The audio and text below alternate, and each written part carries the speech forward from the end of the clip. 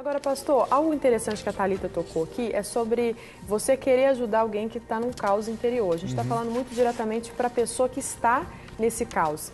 Qual palavra você teria para a pessoa que quer ajudar ou um amigo ou um familiar, seja quem for? Qual que é o primeiro passo? Qual as estratégias que a pessoa deve ter? E aquelas que ela também não deve ter, né? Porque tem pessoas que colocam peso. Você tem que sair dessa, você tem que fazer alguma coisa. O que você diria, pastor Rogerinho?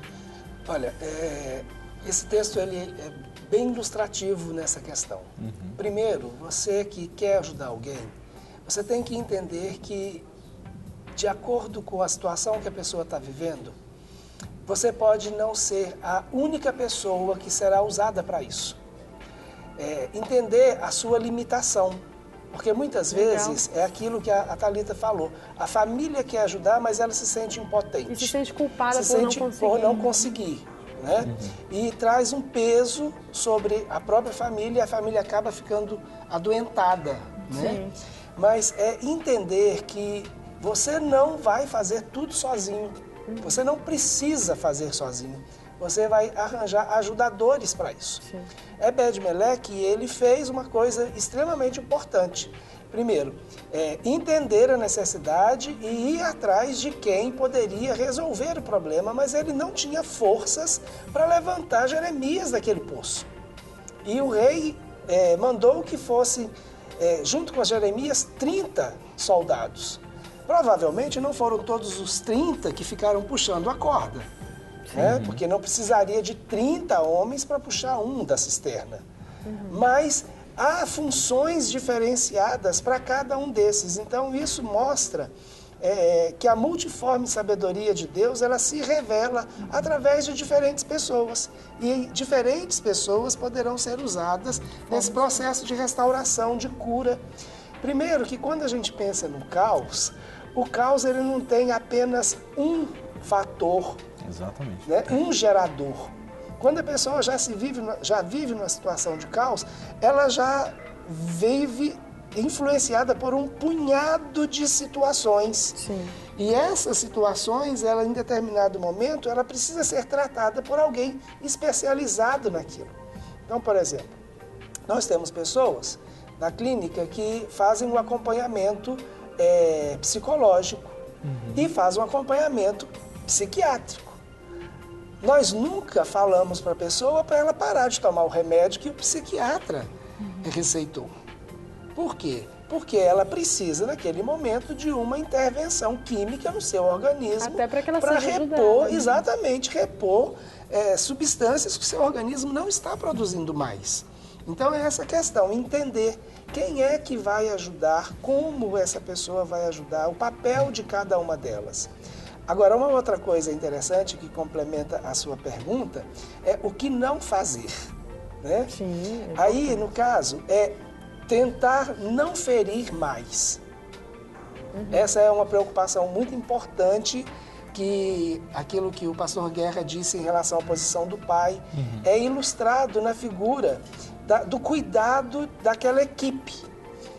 Tinha uma corda que foi lançada, que seria um instrumento para tirar Jeremias do fundo do poço. Mas se a corda fosse colocada nas axilas, ela ia ferir as axilas de Jeremias, que já provavelmente já estava desidratado por estar naquele poço, já estava debilitado porque ele não estava recebendo uma porção de comida adequada, entendeu? Então, assim, a força do próprio peso de Jeremias ia feri-lo.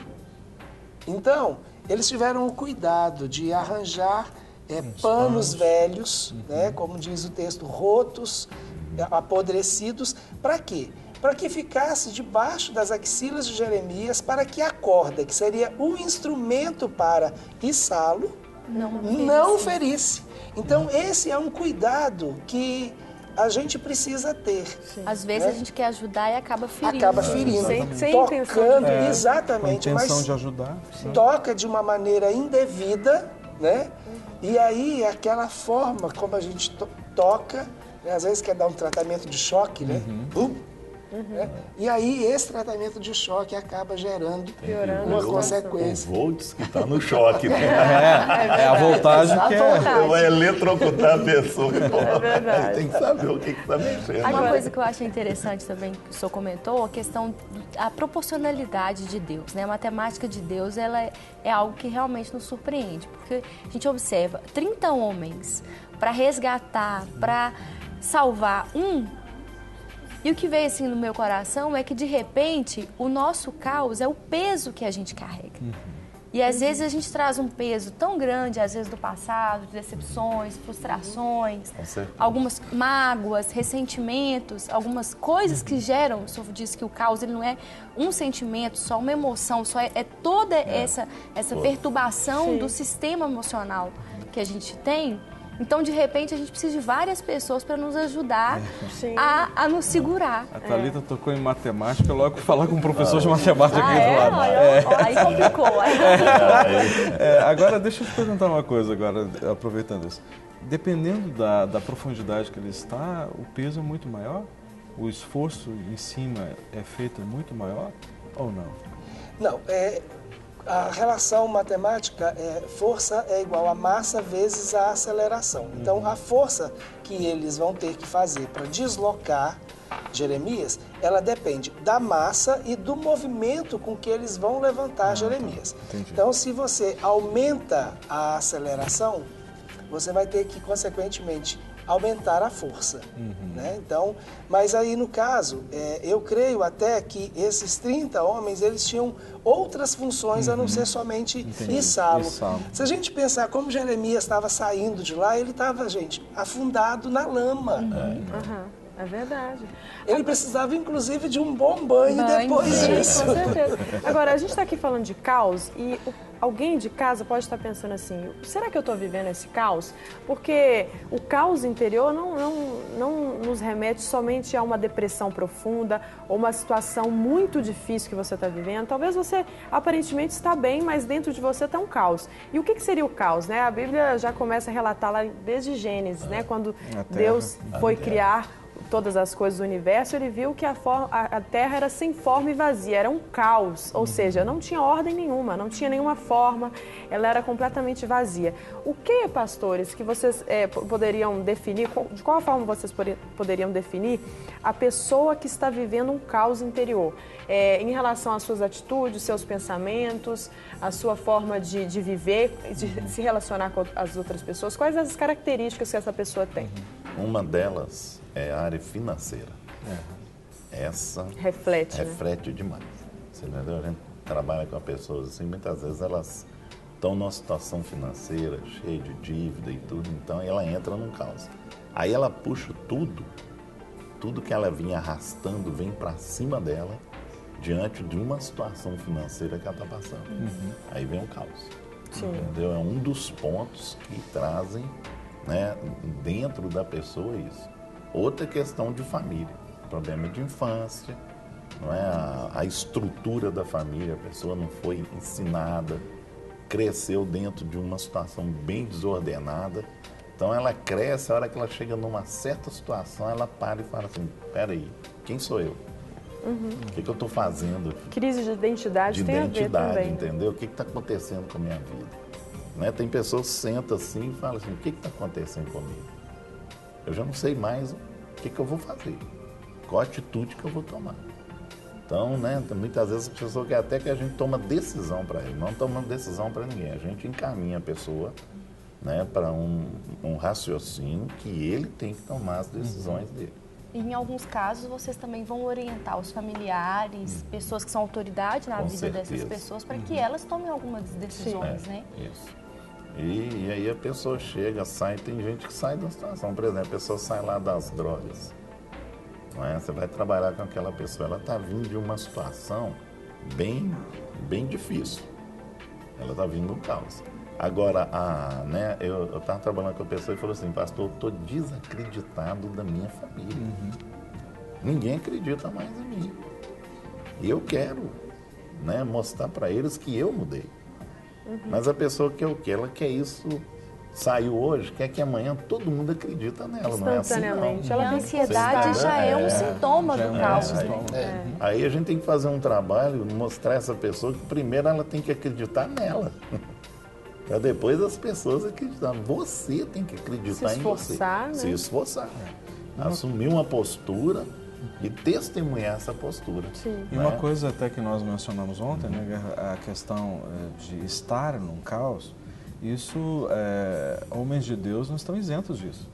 Nós estamos falando de um profeta de Deus que estava em pleno caos e precisava de ajuda externa, não é? Então, muitas vezes, a tendência da gente tentar compensar essas crises, que muitas vezes todos nós somos passíveis de passar por elas, tentar compensar com a espiritualidade.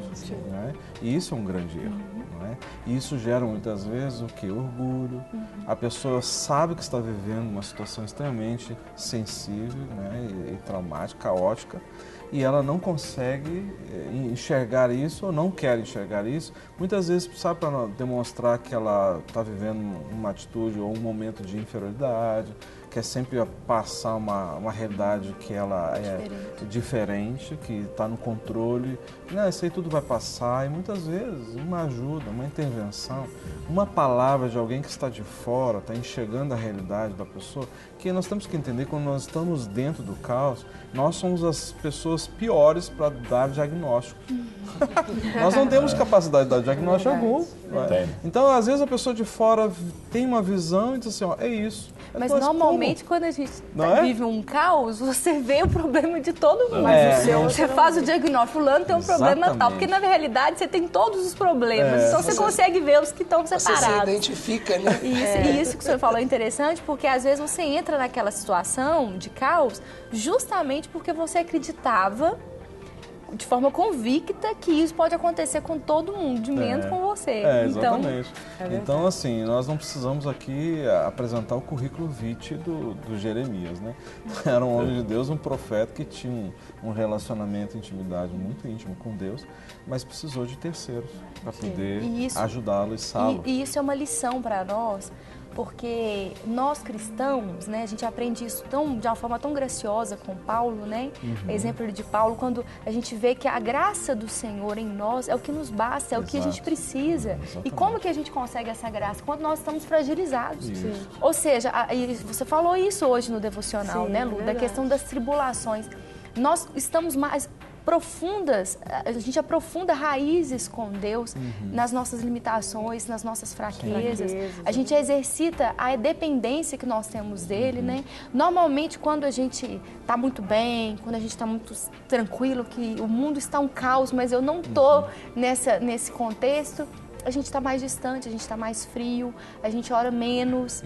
Então, a gente reconhecer que as nossas fragilidades são grandes oportunidades que o Senhor tem de se revelar a nós, de a graça dele se manifestar e a gente sair dessa situação é muito bom. É mudar o olhar, né? O olhar em relação àquilo que a gente enfrenta. É muito difícil, não vou dizer que é fácil, não. Claro. Quantas vezes eu enfrentei momentos difíceis e as pessoas falavam comigo, olha, é uma oportunidade de você exercer a sua fé. E aquilo eu falava, é muito fácil falar para quem está de fora. Mas é uma realidade, a gente tem que mudar a nossa mentalidade. É uma oportunidade que a gente tem de estar mais próximo de Deus, como a Thalita disse, de orar mais, de buscar a Deus, e talvez seja até uma estratégia. Deus permite que algumas coisas aconteçam na nossa vida para a gente se aproximar dele. É melhor você estar próximo de Deus no caos interior, até que ele te tire desse caos, do que você estar distante de Deus e viver de uma maneira como você, que você pense que está tudo bem, mas não está tudo bem. Longe de Deus nunca está tudo bem. E nos aproxima também do outro, porque quando nós somos humanizados, a gente entende as nossas limitações como seres humanos e entrega todo o poder para Deus, a gente começa a se relacionar com o outro de forma melhor, porque a gente entende que a gente não é maior, a gente não é melhor. A gente tem Nós mais cristãos com 300 anos de ministério, conhece o Senhor há muitos anos, teve a vida transformada, líderes, a gente entende que nós somos iguais e todos menores diante do Senhor.